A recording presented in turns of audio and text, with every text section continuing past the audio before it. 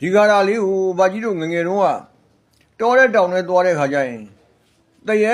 ဘီလူမစားနိုင်ဘူးတဲ့တရေဘီလူအနာမကတ်နိုင်ဘူးနောက်ဟင်းမျိုးတွေကြားတို့တောကောင်တို့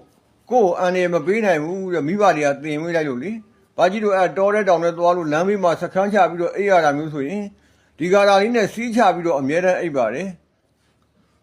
အုံအရှိမဖျားအနောက်မှာတရားတောင်မှာရှင်မိစီကမြောက်မှာဗုဒ္ဓယဟန္တာကာဆရာကကွယ်ဆရာကွယ်အုံအရှိမဖျားအနောက်မှာတရားတောင်မှာရှင်မိစီကမြောက်မှာဗုဒ္ဓယဟန္တာကာဆရာကကွယ်ဆရာကွယ်အုံအရှိမဖျားအနောက်မှာတရားတောင်မှာရှင်မိစီကမြောက်မှာဗုဒ္ဓယဟန္တာကာဆရာကကွယ်ဆရာကွယ်အုံအရှိမဖျားအနောက်မှာတရားတောင်မှာရှင်မိစီကမြောက်မှာဗုဒ္ဓယဟန္တာကာဆရာကကွယ်ဆရာကွယ်အုံအရှိမဖျားအနောက်မှာတရားတောင်မှာရှင်မိစီကမြောက်မှာဗုဒ္ဓယဟန္တာကာဆရာကကွယ်ဆရာကွယ်အုံအရှိမဖျားအနောက်မှာတရားတောင်မှာရှင်မိစီကမြောက်မှာဗုဒ္ဓယဟန္တာကာဆရာကကွယ်ဆရာကွယ်အုံအရှိမဖျားအနောက်မှာတရားတောင်မှာရှင်မိစီကမြောက်မှာဗုဒ္ဓယဟန္တာကာဆရာကကွယ်ဆရာကွယ်ဒီကာရာလေးကိုဘာကြီးတို့ငငယ်တုန်းကတောတဲ့တောင်နဲ့သွားတဲ့ခါကျရင်တရေဘီလူမစားနိုင်ဘူးတဲ့တရေဘီလူအနာမကတ်နိုင်ဘူးနောက်ဟင်းမျိုးတွေကြားတို့တောကောင်တို့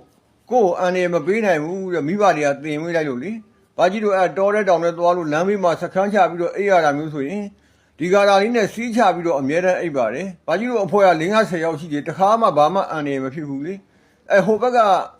အခြားစခန်းကလူတွေဆိုတော့ကြားဝင်ဆွဲသွားတာမျိုးတို့နော်တရေဝင်ပူးတာမျိုးတို့ဘီလူစားသွားတို့မနဲ့မိုးလင်းသေသွားတာမျိုးတို့အဲ့လိုမျိုးတွေရှိတယ်ကွနော်ဘာကြီးတို့အဖွဲသားတွေကဒီကာရာလေးကိုပုံမှန်ရွတ်ဖတ်ပူဇော်ပြီးတော့စီးချထားတဲ့အတွက်ဘာကြီးတို့ကတခါမှအန်ရမဖြစ်ခဲ့ဘူးအဲ့လိုရှိတယ်အဲ့ဒါကဒီကာရာလေးရဲ့ဟိုတကောဟောအစွမ်းကြောင့်လို့ထင်ပါတယ်သားတို့သမီးတို့ရေအခုအချိန်မှာငလျင်ဘေး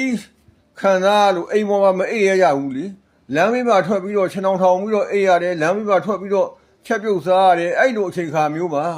ဒီကာရာလေးဟာတခုခုတရရာလေးမှာသားတို့သမီးတို့တွေအသုံးဝင်မယ်ထင်လို့ဘာကြီးကဒီကာရာလေးကိုတင်ပေးရခြင်းဖြစ်ပါတယ်သားတို့သမီးတို့ရေဒီကာရာလေးကိုမှတ်သားပြီးတော့ကိုယ်တိုင်ရွတ်ဖတ်ပူဇော်လို့ပဲဖြစ်ဖြစ်ဒီကာရာလေးထိပ်ပိုင်းလေးကိုဖြတ်ပြီးတော့အိယာဘေးမှာအမြဲတမ်းဖွင့်ထားလို့ပဲဖြစ်ဖြစ်ထားလို့ရှိရင်သားတို့သမီးတို့တွေတရေဘီလူအနာမကတ်နိုင်ဘူးကိုယ်အန်ရမပေးနိုင်ဘူးနော်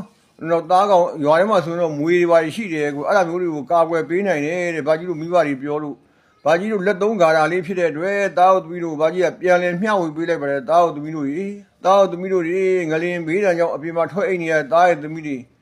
နောက်ထပ်အနေမျိုး